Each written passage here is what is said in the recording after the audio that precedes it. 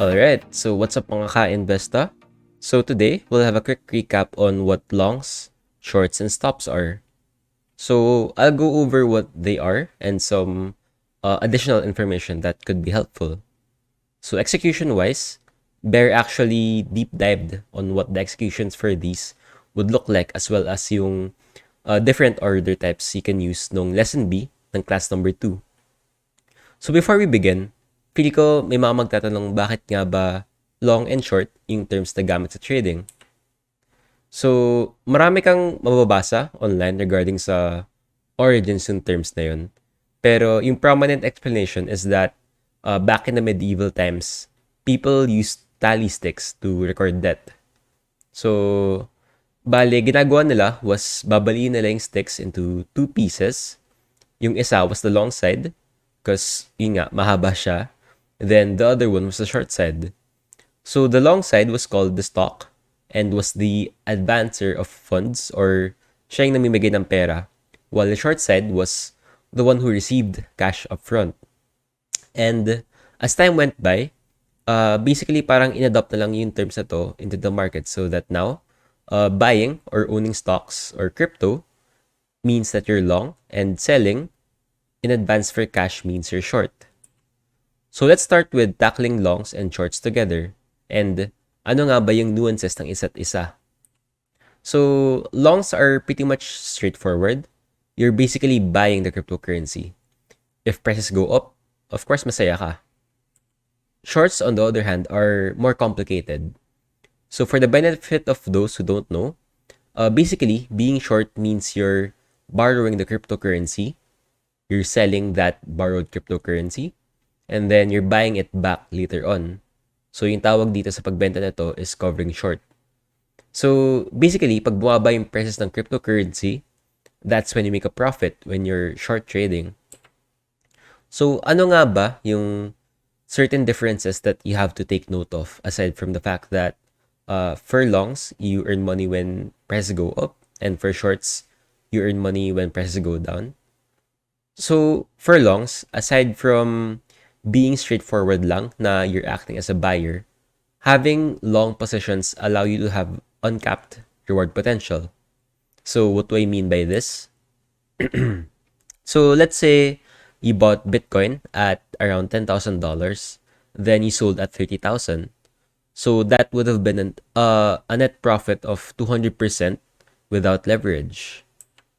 On the flip side, kunwari, shinort mo yung Lunsi near its peak, tas you took profits or nag-cover ka, if let's say nag-zero siya or malapit na siya sa zero, at most, 100% lang pwede mong kitain, hypothetically. Without leverage, hindi ka makakalagpas ng 100%. And also, the reverse is true. So, shorts also have uncapped risk. Similar sa kanina, if you bought a crypto and it went to zero, at most, 100% lang yung mawawala sa'yo. Kahit gaano kalala pa yung rug pull, di talaga lalagpas ng 100% yung loss mo sa investment mo.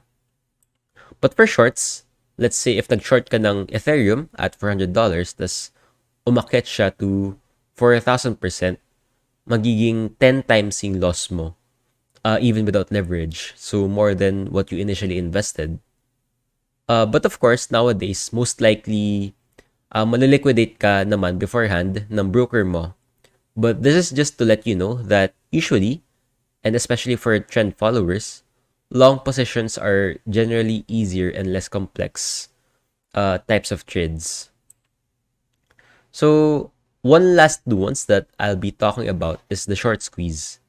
So again, short sellers are those who borrowed cryptocurrencies, sold them, and need to buy them back. So if a lot of traders are on the short side, or malaki yung short interest for a cryptocurrency, chances are if nagkaroon ng malakas na move upwards and na-hit yung cut loss ng mga shorters, usually nagkakaroon to ng domino effect.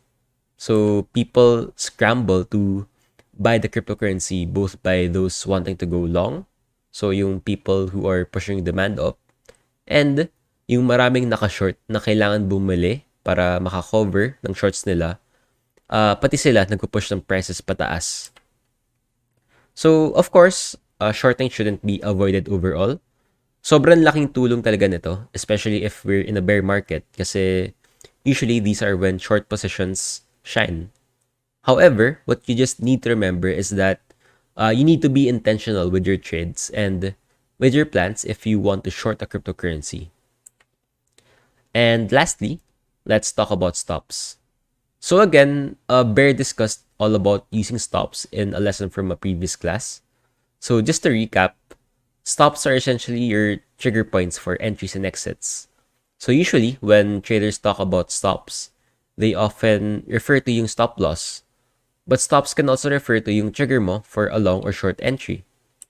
So if you want to buy on breakouts, gagamit ka ng buy stop on a breakout with a stop loss to cut your losses.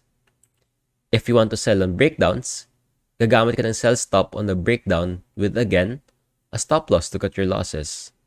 So, that's pretty much it for today. Again, medyo short nga yung lesson today since this is just a recap of a previous lesson. And I still hope, though, that you possibly learned something new today. And as usual, we're hoping to see you again next time. So, thank you. So that's it for today's lesson. Hopefully, you guys learned a lot. And for those who are just tuning in to our crypto trading bootcamp for the first time and would like to enroll, here's 3 easy steps so you can enroll for free. Step 1 is to create an Investagrams account. You will need an account on Investa to access the quizzes and our exclusive group. Step number 2 is to join our exclusive Investor group on the platform. This is a place where you can ask questions directly to our educators and receive instructions for quizzes and activities.